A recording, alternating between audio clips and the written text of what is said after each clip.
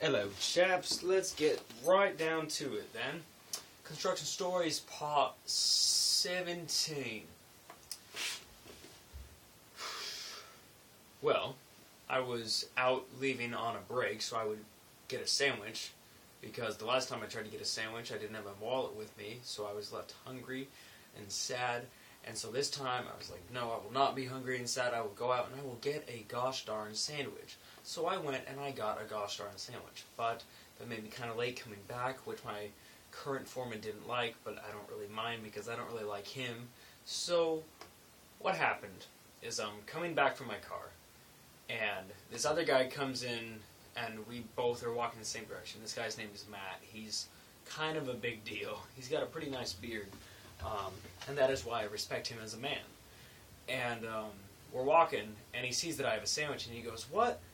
Man, you got a sandwich? Doesn't your old lady pack your lunch?" And I laughed. Like, I just started and another big another big boss was walking the other way, and he had heard the question and saw that I laughed, and so he laughed. So, points. But, yeah. I'm like 19 and single and really sad. But, so I laugh, and he's like, "What, man? Oh, come on." I go, what about you? Do you have a wife or girlfriend or whatever?" And he's like, "Yeah, I got a long-time girlfriend." "Yep." I go, "She make your lunch for you?" He's like, "Yeah. Yes, she does, every day. You gotta train them up good, man." And I don't see myself as sexist, but people tell me that I am. I just thought it was really funny, just straight up walking along with this guy with a beard in construction, and he was all telling me about how I should find a girl and train her up right so she would make me food every day. And, I mean, wow, I would love that. That doesn't mean that that has to be like that. And I don't know, that was just funny to me, because it was so... it was just ridiculous. Anyways, another thing that happened is, shoot. Oh, yeah. So, one thing that happened that it was just stuck in my head just from happening, because it happened super recently, is I'm leaving, I get out to go, we all got our stuff up, we're like, just leaving, and, the guy that has the big hammer was walking back this way, and I was walking this way, and we both have beards, and we're both just strutting, and we both just kind of eye contact, and then we both throw up hand signs, and he threw up the peace sign, I threw up the hang loose sign, and then there was no words.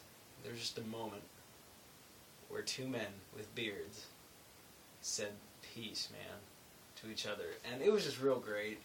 And I appreciated that. I wish everybody had that type of deep connection that we had right there at that very moment, you know?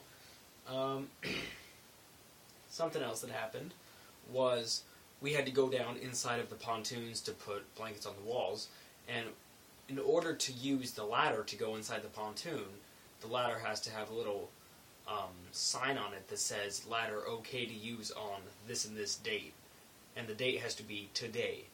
Otherwise, it's like dangerous to use the ladder because it hasn't been checked for ladder safety. And so, even if the ladder's okay to use, the pontoon itself has to have been sniffed so that we know there's no like super dangerous gases that are going to kill you, which totally happen in this profession. Like, not even joking, people die left and right just from not checking to see if there's chemicals in the air they're breathing, and then they die. And then people are like, "What? Where's Joe? I think he's in there." "Oh, Joe, I'll come get you."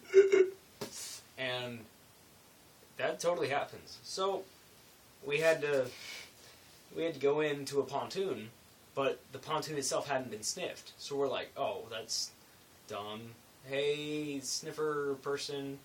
And Big Boss Bryce is all like, "Yeah, I'll get a sniffer. Hey, we got some guy named Jesse coming over here." And then Jesse comes over, and it's like one of the 3 girls on night shift. And so that was funny. Some guy named Jesse. I don't know. What? It's just this 19-year-old girl. She's pretty cute, but she smokes, so forget that. Yeah, so she comes over and she sniffs it. She sniffs the other one. And she's like, okay, we're good. But in order for me to sniff this thoroughly, I have to climb down the ladder. And the ladder didn't have the tag on it. So we're like, anybody have a radio? And we got a guy with a radio to get a big boss to come over. And that big boss brought another big boss over. And they both kind of looked at the ladder and were like, yeah, you're fine. And so, as long as we have that, we know that we can use that ladder like a ladder. And so we used the ladder. She got in, she sniffed it, we got in, and we did our job. And it was just great. So, Construction Stories Part 17. It was great. Sexist Supervisor. Have a nice night. I'm going to go take a shower, go to bed. I hope you have a great night, ladies and gentlemen. Good night.